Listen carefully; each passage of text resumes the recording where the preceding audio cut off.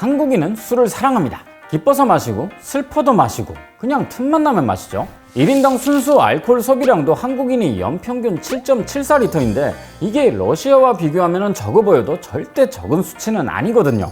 나름 술의 민족인 셈이죠. 그런데 술 문화가 발달하면 함께 성장하는 게 있습니다. 바로 애주가들의 필수템 숙취 해소제 시장이죠.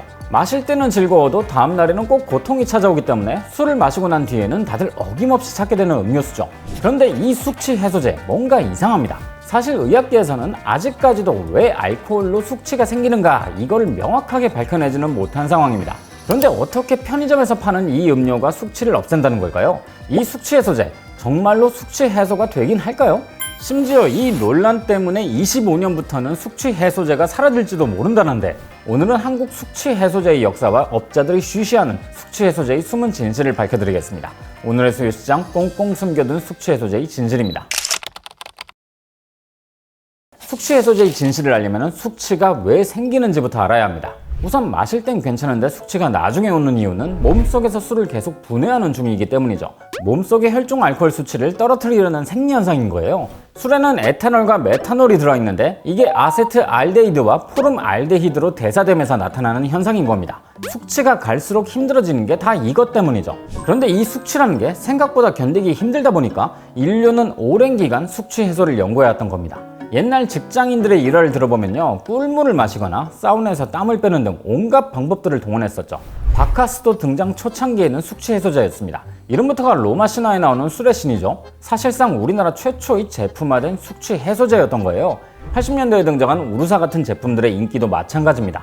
피로가 간 때문이라지만은 간을 피로하게 만든 게 뭔가요? 바로 술이었으니까요. 하지만 정식으로 숙취 해소제가 등장한 건 1992년부터입니다.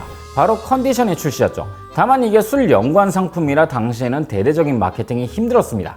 그래서 이걸 개발했던 제1제당의 제약사업부 직원들을 광고에 등장시켰는데 오히려 평범한 직장인의 모습이 소비자들의 공감대를 사서 대박이 났죠.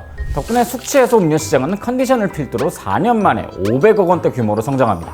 그리고 여기서 컨디션의 점유율은 70% 가까이를 차지하면서 강력한 지배력을 보여줬고요. 그렇게 약 3천억 원까지 성장했던 시장은 2019년에 팬데믹을 맞으면서 큰 타격을 받았다가 23년에는 다시 3,500억 원 규모로 반등합니다. 현재 음료 부분에서는 컨디션이, 비음료에선 상쾌한이 대표 상품으로 시장을 주도하고 있죠. 재미있는 건 현재 음주 트렌드는 점점 가벼워지고 있지만 소비자들이 숙취 경험을 점점 불쾌하게 여기고 있다 보니 이 시장은 계속 성장 중이란 거죠. 자, 그럼 이제 본론으로 들어가 보자고요. 이렇게 사람들은 숙취의 예방 또는 해소를 위해서 숙취 해소제를 사지만은 이거 정말 효과는 있는 걸까요? 일단 정답부터 말하자면 숙취 해소제가 숙취를 막거나 해소한다는 과학적인 증거는 없습니다. 이게 효과가 있었으면 편의점이 아니라 약국에서 팔렸었겠죠.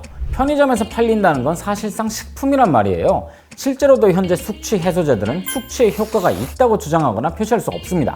그래서 숙취 해소에 도움이 될 수도 있다, 이 정도만 표시하고 있죠. 이는 알코올이 미치는 영향이 사람마다 달라서입니다. 누구는 한 잔만 마셔도 얼굴이 빨개지는데 숙취가 아예 없는 사람도 있으니까요. 그래서 숙취 해소용 식품을 먹어도 사람마다 영향이 너무 다른 거죠. 게다가 숙취가 어떻게 일어나는지 정확하게는 아무도 모릅니다. 알코올이 대사되면서 숙취가 발생한다는 것까지는 알지만은 아주 디테일하게는 모른다는 거죠. 아직도 미지의 영역인 거예요. 학계의 주된 의견으로는 에탄올이 아세트알데히드로 대사되는 과정에서 숙취가 발생한다, 이렇게 얘기하긴 해도 이것도 명확한 건 아니고 가설들만 많은 상황입니다. 그래서 아무도 원인을 명확하게 모르니까 해결 방법도 도움이 될 수도 있다, 이 정도로밖에 표현하지 못하는 거죠. 여기다 플라시보 효과까지 고려하면 정말로 도움이 되는지도 알 수 없고요. 바로 이것 때문에 정부에서는 2025년부터 과학적 근거를 증명하지 못하면 숙취 해소제란 표현을 못쓰게 규제를 할 예정입니다. 숙취 해소제의 시장은 커지고 있는데 이걸 의약품이나 건강기능식품으로 오해하는 소비자들이 늘어났고 여러 업체들이 난립하면서 품질 저하도 일어났기 때문이죠. 이 때문에 HK 이노엔이나 삼양사 같은 큰 기업들은 인체 적용 시험을 준비 중이에요. 실험과 분석, 문헌 고찰 등을 통해서 이번 규제를 정면 돌파하겠다는 거죠. 다만 중소업체들은 시간, 비용, 그리고 인력도 부족하기 때문에 이 제도에 큰 영향을 받을 예정입니다. 심하면은 숙취 해소라는 표현이 아예 빠져버릴 수도 있는 거죠. 이 때문에 시장이 아예 재편될 가능성도 꽤 높은 거예요. 이 규제가 시행된 후에도 숙취 해소제의 효과는 여전히 논란거리로 남을 겁니다. 그래도 하버드 헬스 퍼블리싱에 따르면 도움이 될 수도 있는 몇 가지 방법들이 있긴 합니다. 첫 번째로 충분한 수분 섭취입니다. 알코올이 이뇨제로 작용하기 때문이죠. 소변을 촉진시켜서 수분이 빠져나가니까 그걸 보충해주라는 거예요. 두 번째는 충분한 탄수화물 섭취입니다. 술이 혈당 수치를 떨어뜨리기 때문이죠. 거기에다가 비타민 B와 아연 같은 것들을 섭취하는 것도 좋습니다. 그래서 시중에 있는 숙취 해소제들 안에는 수분, 탄수화물, 비타민, 그리고 숙취에 좋다는 식품이나 추출물들을 활용하는 경우가 많은 거죠.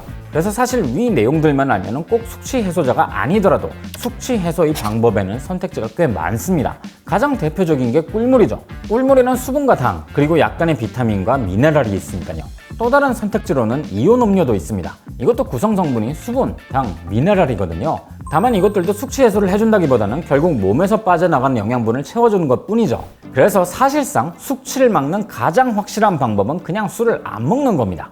다만 인간의 역사는 곧 술의 역사이기도 해서 우리가 술을 절대 안 마신다? 그건 거의 불가능하죠. 또 사회생활을 하다 보면 이게 쉽나요? 그래서 피할 수 없다면 그냥 주량에 맞게 적은 양으로 천천히 마시라는 겁니다. 숙취 해소는 숙취 해소제가 아니라 결국 내 몸이 하기 때문이죠. 내 몸이 해독 가능한 술의 양보다 과음을 하면 숙취 해소제를 아무리 먹어도 크게 의미가 없는 거예요. 숙취가 무조건 강하게 올 겁니다. 술이 있는 이상 숙취가 있을 것이고 숙취가 있는 이상 인간은 숙취 해소를 위해서 무엇이든 할 것입니다. 어쨌든 25년부터는 숙취 해소제에 있어서 다양하고 강력한 규제가 펼쳐질 것 같은데 그래서 이 시장을 잘 지켜봐야 할 것 같습니다. 투자의 관점에서도 의미가 있을지 모르니까요.